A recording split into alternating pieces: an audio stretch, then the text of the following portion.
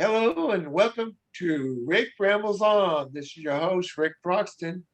And today I am joined by another Rick. Want to introduce yourself? Hi, this is Rik Offenberger. Glad to join you. I'm so happy to be the host on your second episode. All right. Glad to have you. It's been a while since we've done anything like this. Didn't we do one back on the book cave or I one of think we my other did. podcasts? I think we did on the previous podcast. Okay. Well, the thing is, you want to mention what else you do besides, Well, I'm publishing some comics right now. We've got Judah the Hammer Maccabee already printed and ready to go. It's in our current Kickstarter. Our Kickstarter is G-Man Comics Strikes Back. We have 5 comics in the Kickstarter. Agent Kirby is Simon and Kirby, the agent. We're on the 4th issue for the Kickstarter for that. This is the 2nd, and this is the 3rd issue, and their back issues are also available.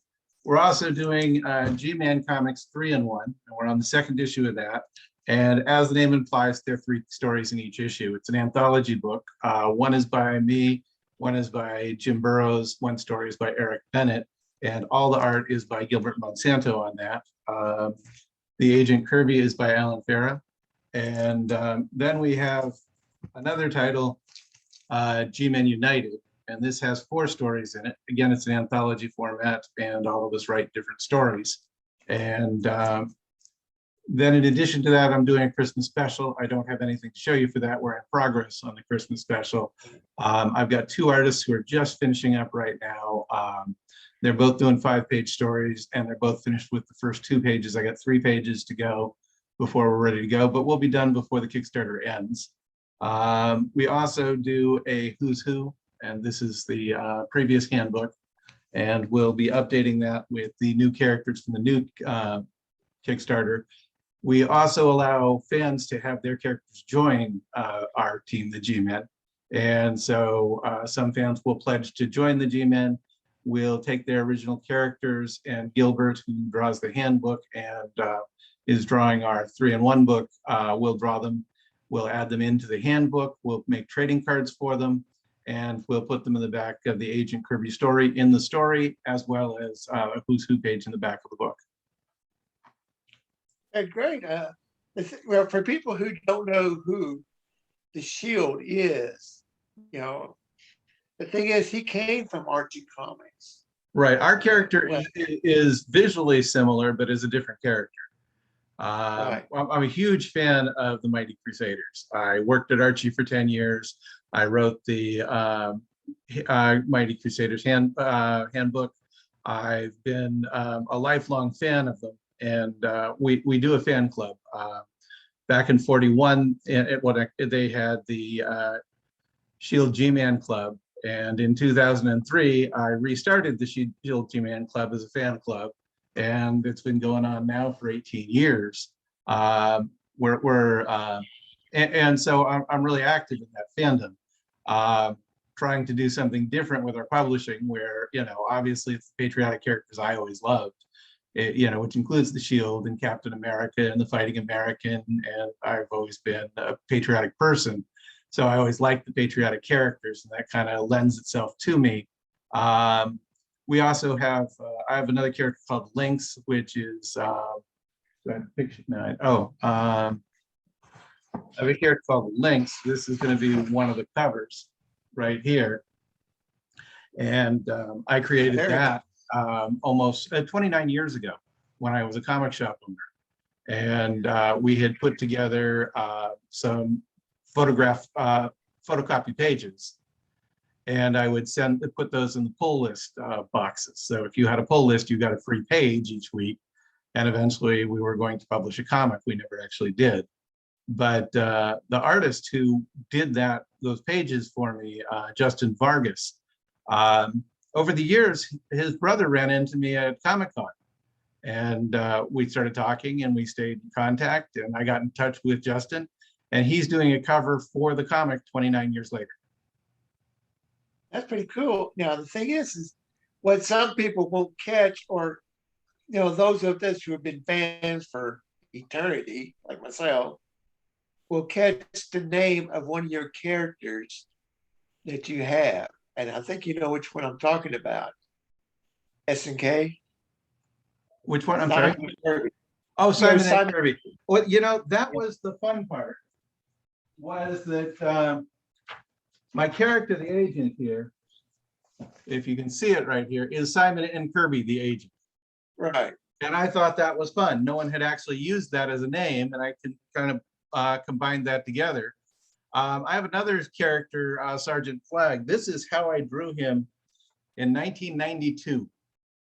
Okay. Not what he looks like today, but that's how I drew him in 1992. And he is Rob McFarlane. Oh, okay. And he is a more action version of the patriotic character. Today, this is what he looks like, because when we got together and I was redoing it, I thought that he should have more pouches and more weapons, and you know what I mean, more of the spirit of the 90s character. So, it's one of the fun things is that when you start publishing comics is you can revisit all those characters that you did when you were a kid. Well, in 92, I wasn't a kid, but all the characters that you created, and bring them to life. And so all of my old ideas kind of become new again, and I get to share them. So I'm happy about that. And that's why we do the join the G-Man portion of the comic, is that it's nice to do that for other people too. You know what I mean? You wanted to see your characters come to life too. So we get to share in that joy. Exactly. Because I remember when you start, going back to when you said you started a club, I remember I was one of the first members. Oh yeah, back in 2003. Yeah. Hold on one second. Okay.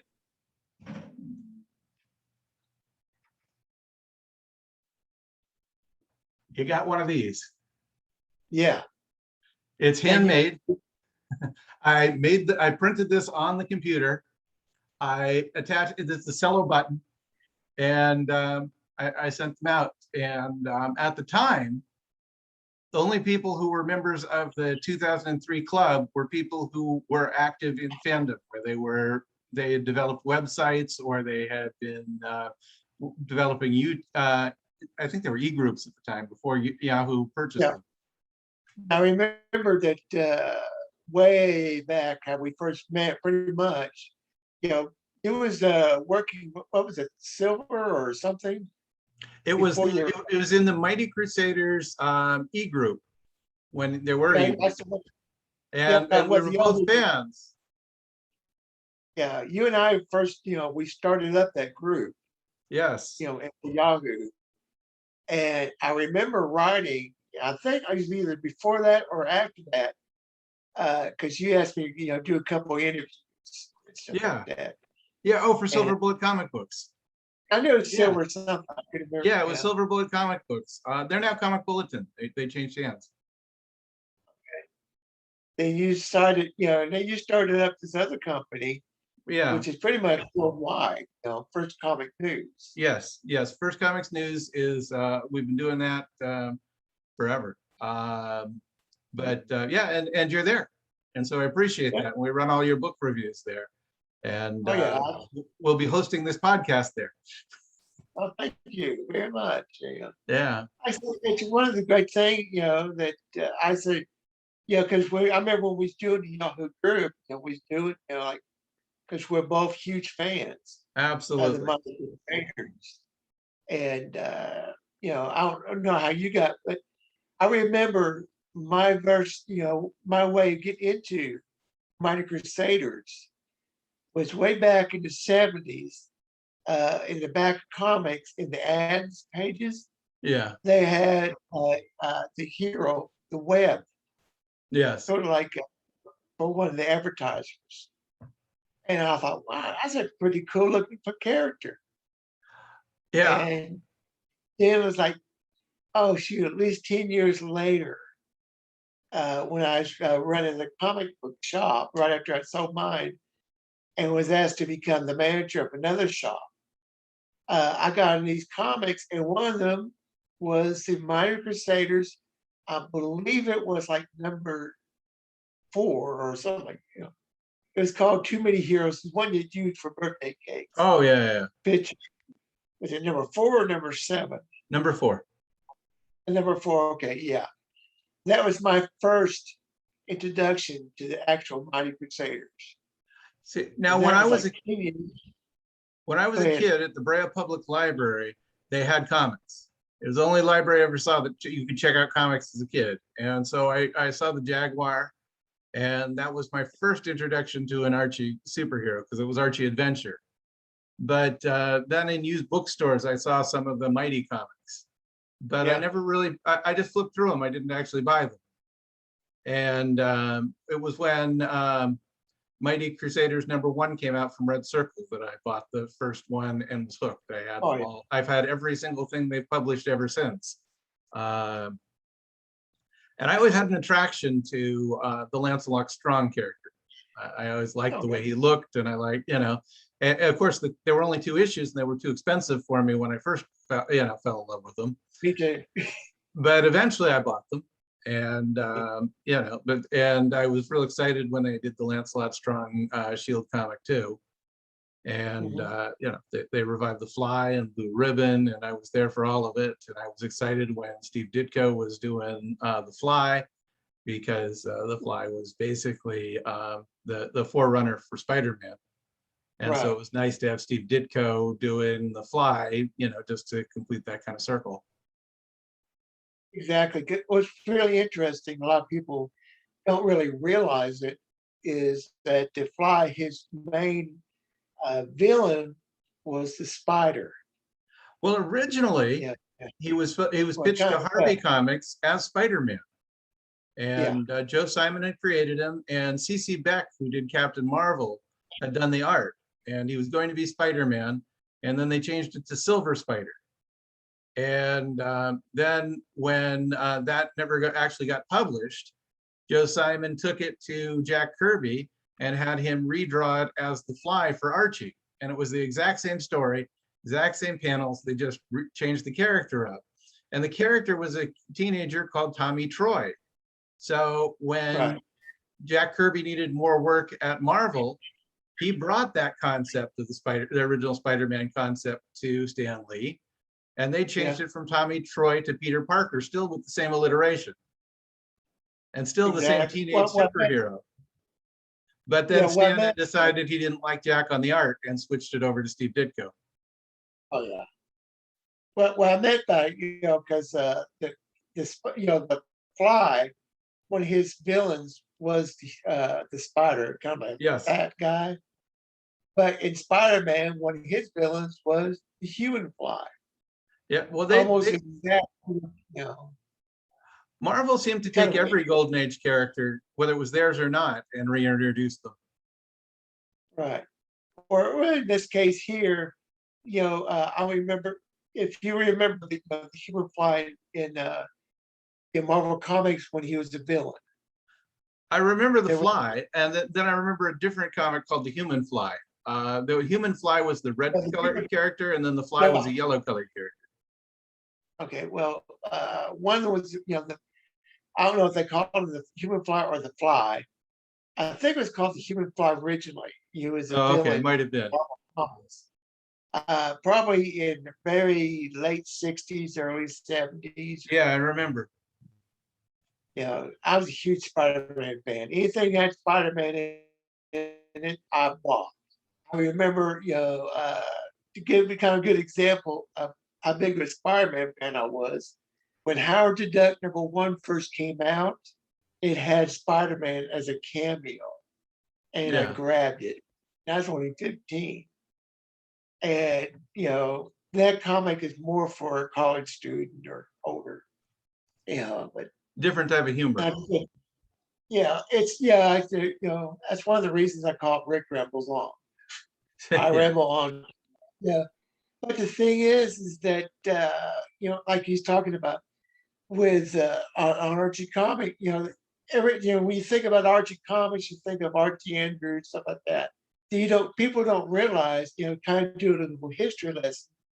Archie wasn't the main character to start off. He was a minor throwaway character. Well, if you go back to after Blue Ribbon and Pep, they were a full service publisher. They had war heroes, they had fantasy characters, they had superheroes, they had a little bit of everything. And Archie wasn't their first teen character, too. You know what I mean? They had Wilbur before they had Archie, and Wilbur just didn't catch on. It's hard to say if Archie caused the end of the superheroes because he just sold so much better. They just made more Archie product. Or if it was the end of the golden age when all the publishers went out of business and Archie just saved the whole company. But for whatever reason, they were a major player in superheroes in the 40s, and they've only been number 3 ever since then. You can say that, there were other publishers in the Silver Age, but no one came close to selling what Archie sold in the Silver Age. And one of the things people like to point out is the humor in the Archie comics in the 60s. And they think, oh, well, they're ripping off Marvel, they're ripping off the Batman TV show. But I don't think they realize that you've got Archie re-entering the Silver Age before the Marvel Age of Comics. You've got Archie doing camp humor before the Batman TV show launches. So they're just seeing all these ideas hit at about the same time, and then they're deciding that they liked Marvel better, and therefore Archie had to have been stealing from them. But in reality, you have Archie launching first, and Archie is a humor title by this point. All the Archie characters are humor. And so when they're doing the superheroes with camp humor, that's the same idea they had, a few years later to do with Batman. And it's a legitimate form of humor. It's just a different comic. It wasn't the angst that you had at Marvel. Exactly. Now, just out of curiosity, what made you decide to use your version of the Shield and all his, different patriotic heroes instead of, using the actual Shield character from Archie? Oh, the Shield character is owned by Archie. I can't use Archie's character. I mean, they own the copyright and trademark on that character. I would love to write the Shield for Archie, but I have to do my own version of a patriotic character. I can't actually steal theirs. That's actually a crime. But no, so I have my own version of the character.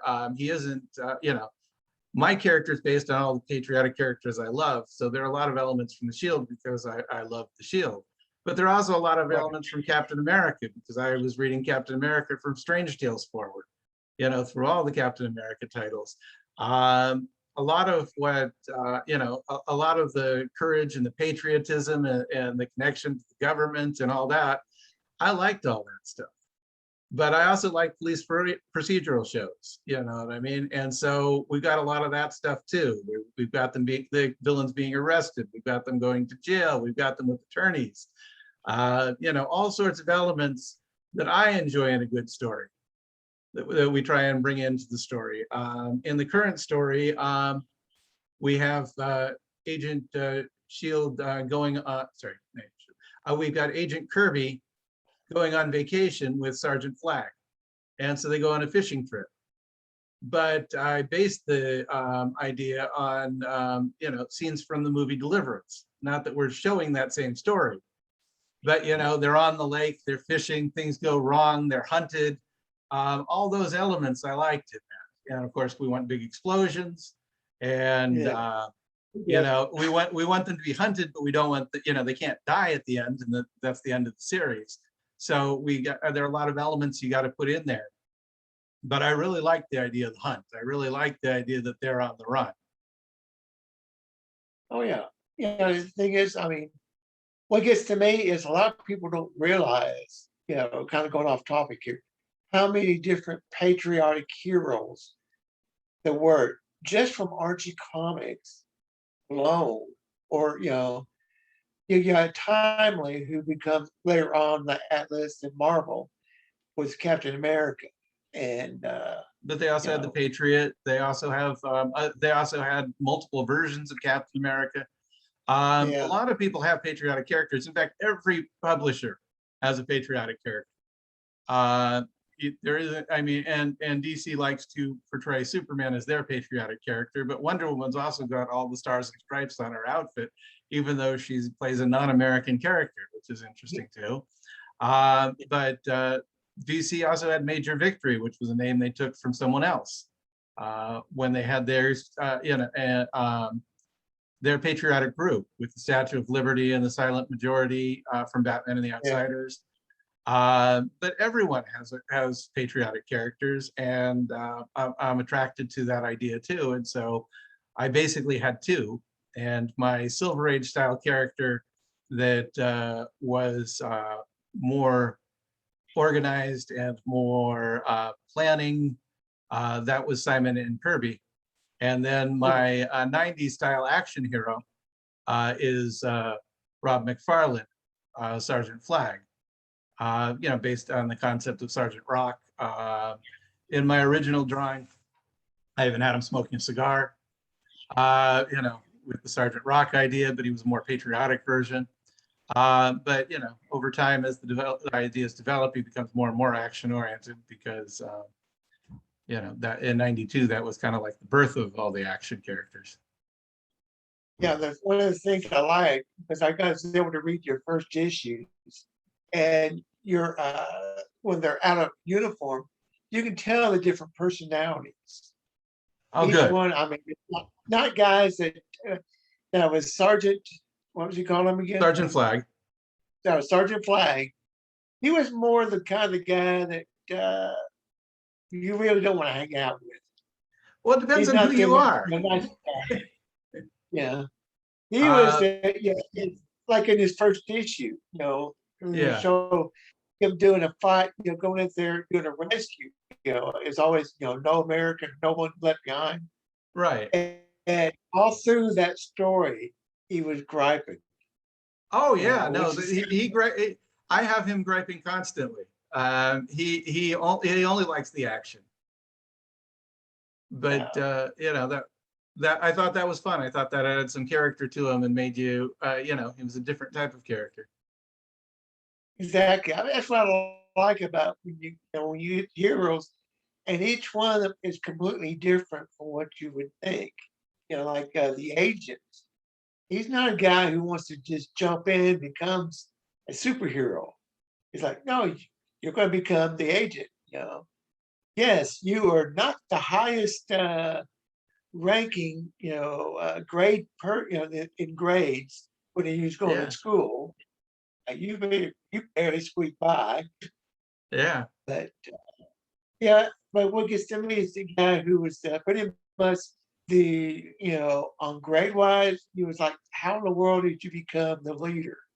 Like if you went to your school for the training, and I could just see somebody coming in there. It's like, wait a minute, aren't you the guy that almost flunked this class and stuff like that? Why are you my boss? Well, we also didn't want to make him want the job. Part of the story is that he doesn't want to be the superhero. He wants to be a career FBI agent. And they assign this to him because his superiors think that he's too eager and is threatening their job. So this kind of derails him. Once you're in charge of the superheroes, you don't become in charge of the FBI.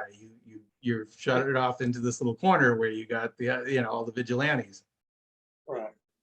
And we do our version of the Marvel Registration Act, where not that Marvel was the first one who ever thought of registering superheroes, but that's the biggest deal. Right. Where all the characters are registered. We don't do a civil war where some of them say we won't register or we're going to Canada or anything like that. It's just a matter of fact. But I thought if you really had superheroes running around in the real world and they were really arresting people, and you'd have to deputize them somehow. Yeah. Well, in a way, the registration thing kind of reminds me a little bit of real life now. Yeah. With COVID, where like, you either vaccinated or you can't do this. You can't. There's a lot of places right here in Arkansas that if you don't have your vaccinations, you're not allowed to come in. To do a job or come in to eat or whatever. Thank Yeah. you, dog. Like, not, you know, Well, I think in real life, it's more like the Marvel Registration Act, where you've got people on both sides arguing this.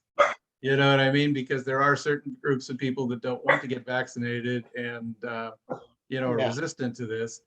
But in our superhero world, there isn't really a huge contention. Everyone has to register. But also, we end up with different government organizations trying to co-opt the superheroes, so that you may be registered, but you may end up working for the FBI. But there are other organizations. We have an organization called Falcon, which tries to scoop up some of the superheroes, and you know, and so some, just like in real life, the government's at odds with each other in different organizations too. Yeah, before we close up, there's a character that you did, you know, I don't know if it was you, the creator, or somebody else, Murder Hornet. Murder Hornet is mine. Okay, I had a different idea for the character originally. Yeah, this is Murder Hornet on the cover right here. I don't know if there's too much glare. Okay. Let me get this out. Okay, that's Murder Hornet. Okay, yeah. And the idea with Murder Hornet is that he was going to register as a superhero, but he used that to go into neighborhoods where he didn't like the people and beat them up. And so we start off with that, with, you know, you got some kids stealing some beer from a liquor store, and he beats them to, you know, he beats them up, breaks their arms, and hands the beer back to the owner. And then the other characters don't appreciate, you know, what he's doing, but his argument is that they're the bad guys. They're the ones stealing, and he's just recovering the merchandise. When the Punisher started, he was a bad guy, and he went too far, and he was a Spider-Man villain. But there was some sympathy for the Punisher because he'd lost his family and he'd been driven that far. But by the time the 90s came around, he was the hero, because society changed. And even though he didn't really change that much, he was no longer the villain. So I thought that we would take this idea and push it a little farther. Yeah, I don't want to give away anything about him, but you do have a very interesting origin. Okay, I was going to say this here. He's similar to Batman, DC's Batman, in some ways. Yes. But in other ways, he's not. He's sort of like, what if Batman, you know, what if Bruce Wayne was raised by somebody different? Exactly. What if Alfred was a white supremacist? That's the whole gimmick there. Yeah. And then we also have, if you remember in Iron Man, there was a time when Jim Rhodes played Iron Man, and Tony Stark had not been Iron Man. And there was a time when they were both Iron Man. And so I thought that would be fun to play with that too, where Murder Hornet has a stand-in in case he's in any trouble. The stand-in can take the heat while he slips away. And just like Iron Man and Batman, you know, he's rich and he has someone else to help him out with these things. But I also connect him to the government. And if you remember the old Iron Man stories, Iron Man used to make munitions for the US government. That's what Stark Industries did, was they made weapons. And so my character Murder Hornet, his company makes weapons for the government. And so because of that, that puts him in an interesting position, because he's the bad guy, not the hero. But so the government is dependent on him. And at the same time, some of them look the other way, and some of them will not. And so it causes a different rip and different dynamic in that world. Yeah, the thing is that, well, unlike Iron Man, who starts munitions and goes into other, you know, places where he can make money, Murder Hornet starts off, you know, his parents were not exactly, well, they were helping out people and stuff. The parents were more liberal, and then after they died, the trauma of their death left him as the ward of their butler. And their butler takes the money and invests it in political causes and builds them up some political clout and builds up their business. But at the same time, he indoctrinates the character into the world of white supremacy. And Right. so I think that, well, I mean, if you got a patriotic character, who do you want for the villains? You want the Nazis. The Nazis were always Exactly. the best villains. I mean, the Red Skull is the best villain for Captain America. You know, and you had you had a million Nazi villains for Captain America forever. And when the patriotic characters sold the best during World War II, they were naturally fighting the Nazis. Some of the most iconic covers with patriotic characters not fighting the Nazis. So it just seemed natural that we needed to find an in so that even in modern times, we could have our characters fighting the Nazis. Yeah.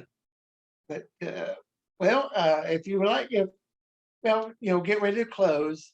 Okay. If you want to go ahead and give everybody information how to get, to get your comics. Okay. We have a Kickstarter going on right now, and that is on Kickstarter. It's G-Man Comics Strikes Back. We're on Facebook with G-Man Comics, and we have links there too. We also have our own website. It's g-man-comics.com. And we've got a link to the Kickstarter there, and you can see all of our comics that we've published so far. And you can see who's for the characters that are owned by by me, Jim, and Eric. And you can see some of the interviews that people have done with us and some videos. And so we try and keep everything consolidated there. And hopefully you'll check it out and you like it. Like I said, make sure and check out your First Comics News, which will give you everything. Absolutely. And the First Comics News focuses on indie comics. We carry everything from DC and Marvel that comes out, but we also carry a wide variety of news on indie comics, and a lot of the websites ignore them. And so we try and give a spotlight to the smaller publishers, which is what you and I had been doing at Silver Bullet Comics when we were working there together. Right. Well, thanks a lot for Thank being you. my first guest on Ric Rambles On. And I hope to see you again many more times. Absolutely. And thank you a lot. And we'll go ahead and call us a day. Okay. Thank you. And I'll be rambling on. Bye. Bye. Where am I supposed to type?